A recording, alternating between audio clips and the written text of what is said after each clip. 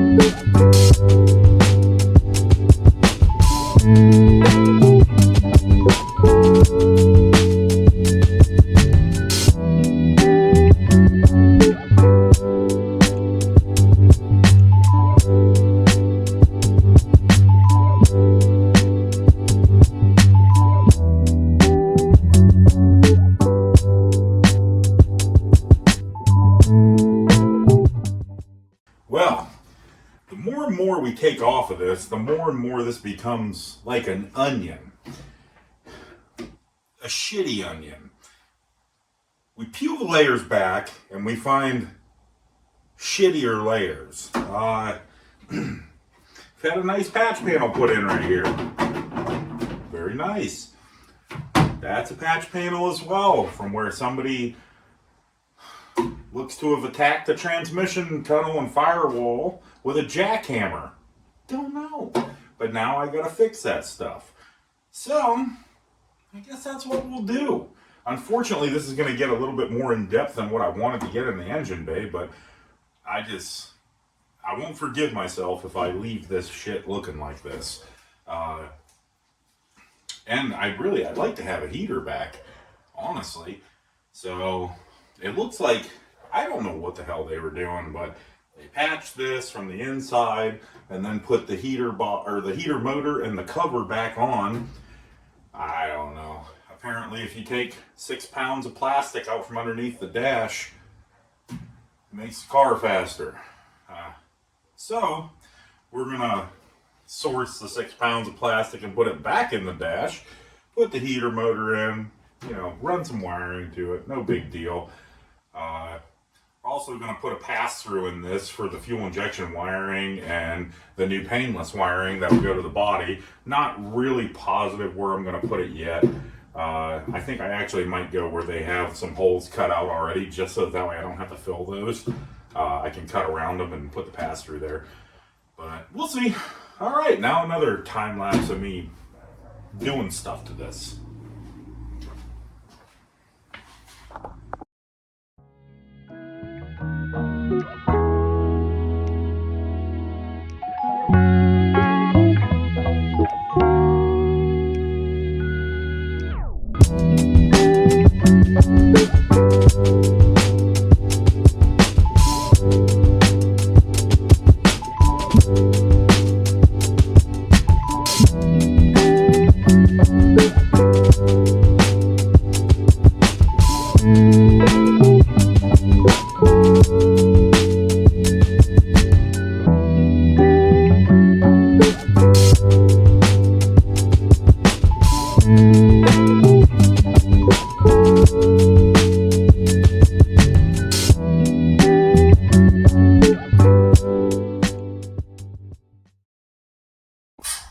Alright guys, unfortunately, we'll start off with the pieces to make my microphone work still aren't in. I ordered some, they didn't work. I've ordered some more, waiting on them. They must be on that same submarine that the intercooler piping for the wagon was on. Just takes a little while. Hiding from tariffs. Don't know. Let's keep going. So we're ready for primer. We got that awful patch that was in there, all tacked in and mudded over and sanded down and looking presentable now instead of it just flapping around in there and looking like hell. Got basically all the paint chips taken care of. I'm sure there's some in there. I'm not gonna waste my whole life on it. We gotta scuff up the side skirts here and tape it up, and I think we're ready. Obviously, you spray primer, let the primer set up, and we'll go right into color on this.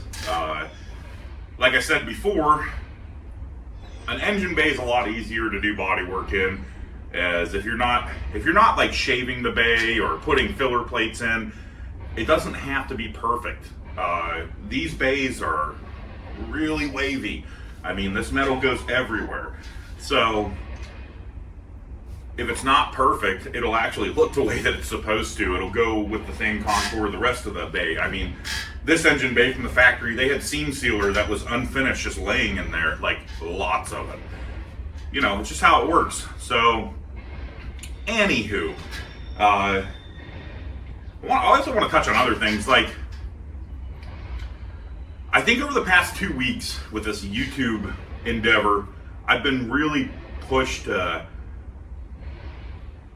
create my full vision of something, like just go right at it, version 1, and I can't do that. So I don't know if you know, but around here, we're not rich. So there's a lot of things that I'm gonna do that aren't gonna make sense, because you're gonna see videos later on where we're taking those same things back off and upgrading them. Well, the reason for that is because I can't afford to just buy that stuff and do it right now. For instance, the master. I'd really love to get a nice master on this thing. I just can't swing it right this second. So what I'm gonna do is put an hour into sanding it all down, repainting it, making it look nice, and then I'll put it on. And then who knows, in 2 weeks from now, I might have enough to buy another one and put it on. And, you know, you guys might catch that and think to yourself, well, why the hell? Why did he put all that time into making it look decent if he was just going to replace it? Simply because you have to work with what you got. Don't be ashamed of it. You know, just work with what you got. You can't just leave stuff looking like shit and put it back on just because you know it's coming off. That's a dumbass excuse for not working on stuff.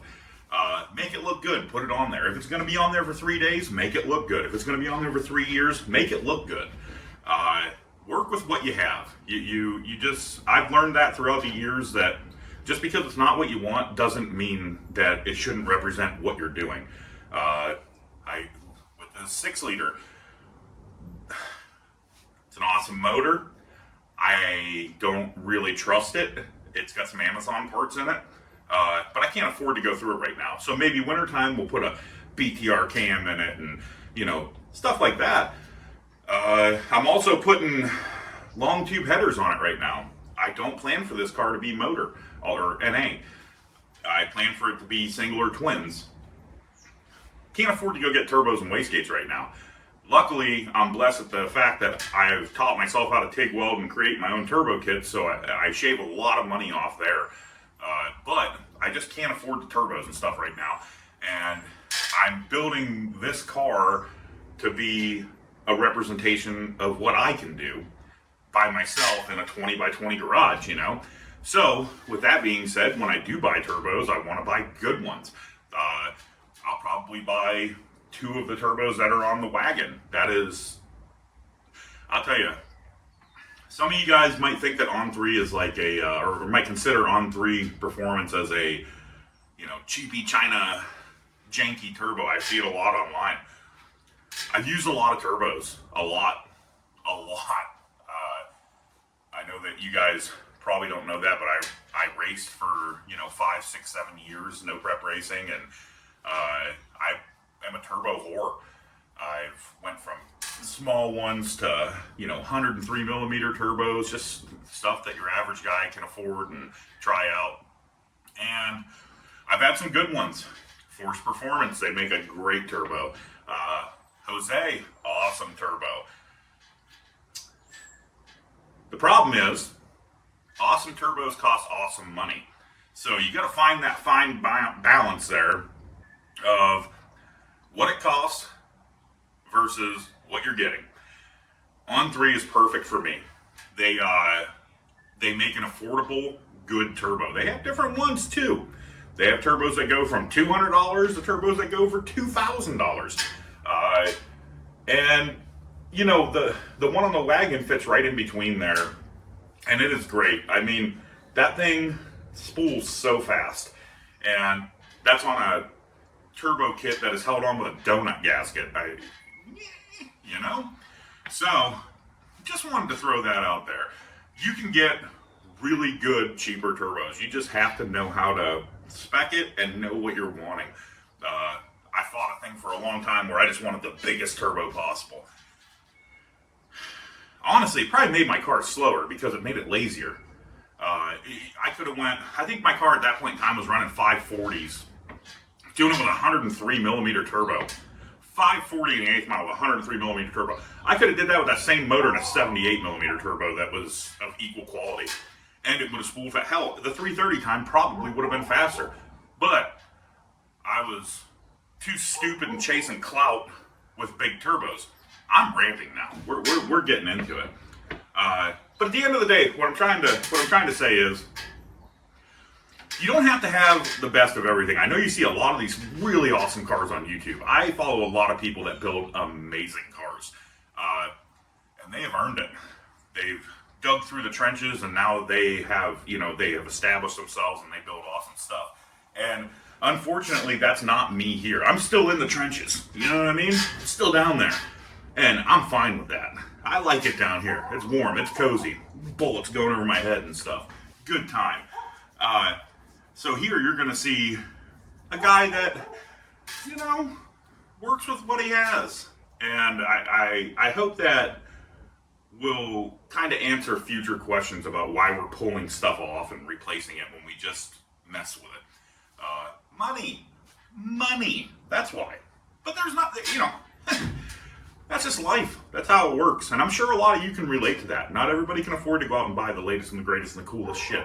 And I'm one of those guys. And that's fine. I'm totally not even worried about that. Yeah. So, now we'll get into the paint. I guess we'll go into a time lapse of spraying some primer, spraying some color, spraying some black down here. Make this thing look decent. As you can see, I don't know if you can see, but on the bottom, I didn't really mess with the tunnel too much.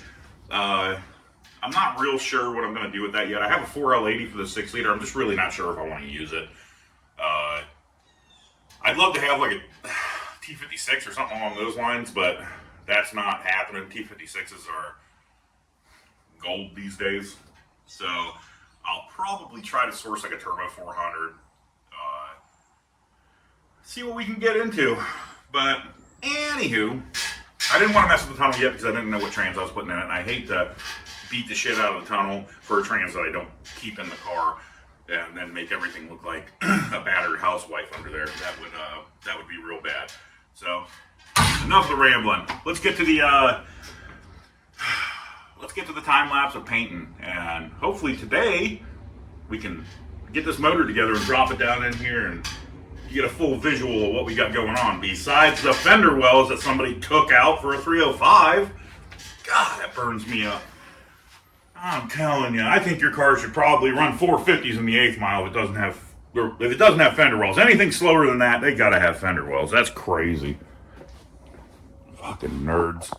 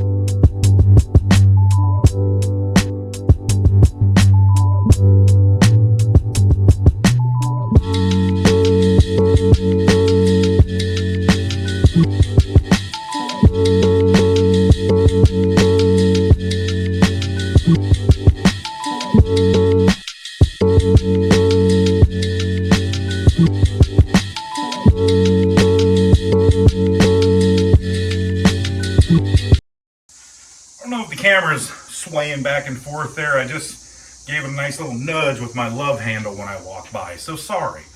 But we're at the motor. It's painting the engine bay. Everything was going good until I realized I didn't adjust how much product was coming out of the gun. It then created a river of paint, which turned into what looks like the Declaration of Independence run on my firewall. Now it's got to dry. I got to sand more. Then I got to respray it. Part of the gig. Anyways, the motor, it's a 6 liter LS, Gen 3. Not really sure if it has Gen 4 rods in it or not. Don't really care, to be honest. What I do know that it has in it is an Amazon cam and Amazon lifters. Let me tell you something. Amazon has its place in the car world. Things like connectors, buttons, panels, LED underglow. Internal engines is not the spot that Amazon is in the light on. I highly urge you not to buy your internal engine parts from Amazon. Now, for instance, these cams, they do what we call DLAM.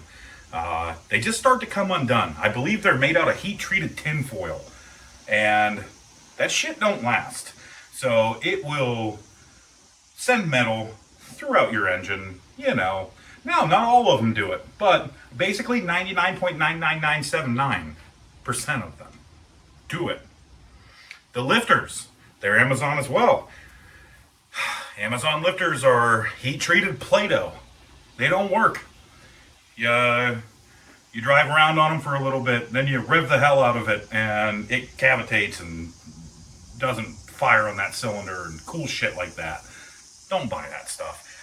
You can spend a couple $100 more and get stuff from reputable places like Cam Motion or BTR. Great parts, you know? Just eat ramen noodles for a week and get the good shit. Stop messing around. So, unfortunately, I don't have another cam to put in here right now. And I'd really like to drive this car around the block before snow flies here. So, we're going with it. Maybe something crazy will happen in the meantime while I'm driving it, and I can show you what this stuff does. Hopefully not, but if you see that video title, you know I'm pissed at myself for allowing this motor to go in my car. What we're going to do here is just make it look better. It looks like hell. The block is... It looks like it was sitting in a river. So, we're going to take a needler, go around, blow all the rust off this old 6-liter that probably came out of a U-Haul, and repaint the block black. I'll clean the cylinder heads up with a wizard wheel, try to polish the fronts of them so they look good, get the inside here clean, and then we'll put on our new valve covers, new timing cover, because I'd really like to see what oil pump's in there. If that's got an Amazon oil pump in it, I'm gonna fucking kill somebody. I'm just kidding. But if that's got an Amazon oil pump in it, I'm gonna really consider putting a stock one on it from another used motor out back. They're that bad. Yeah, I got a cool valley cover for it, cool timing cover, new valve covers, intake setup, and we'll get it all together, even the valley cover in the intake, although it'll have to come off so I can lift it back up and put it in the car, but I need that glamour shot. You know I'm all about that clout. Okay, so this tool right here, this is the Finger Blaster 6000. You can see it's got a bunch of Slenderman fingers, and it just rails them into stuff. You know, it's like it's a fully automatic finger blaster. And what it's going to do is touch this stuff and beat it off of there. No, I didn't just say beat it off. Golly.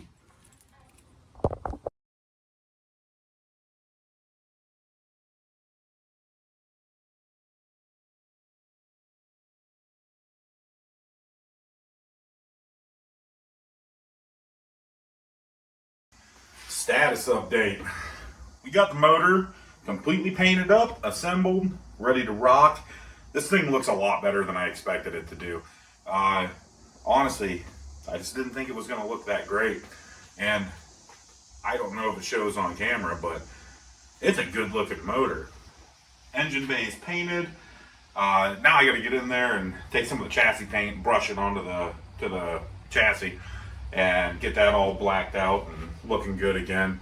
But, you know, I'll tell you, this Amazon cam might leave us stranded, but this sumbitch is going to look good with the hood up and metal shavings all over the ground. I don't give a shit. This is a good looking motor.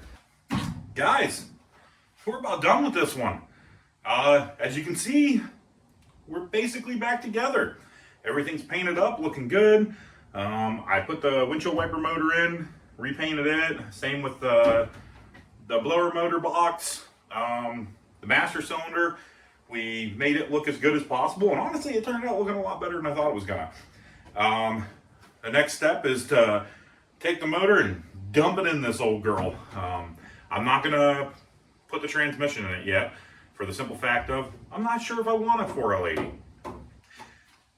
Also, when I'm making room for the 4L80 in the trans tunnel, I don't like doing it with the motor and the tranny. I like to do it on a trans jack underneath the car, you know, massaging the metal.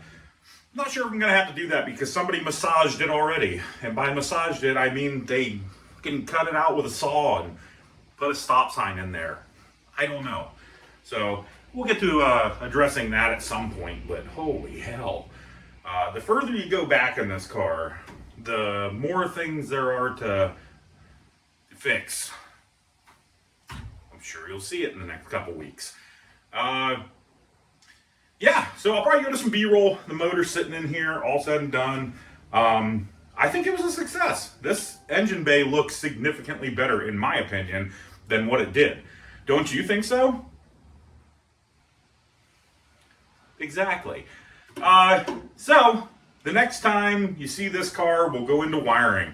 We're going to do a painless system, and we'll also do the wiring. It's a standalone harness for the motor. You can see I put a pass-through in it right here. That's obviously for the motor wiring. The painless will come through here as the new fuse box will mount directly on the other side of this and feed through. But yeah, that's about it. So, I want to thank all you guys for watching. And yeah, I don't know what else to say. You guys act like I've been doing this forever. I don't know what's going on. Holy Christ. See ya.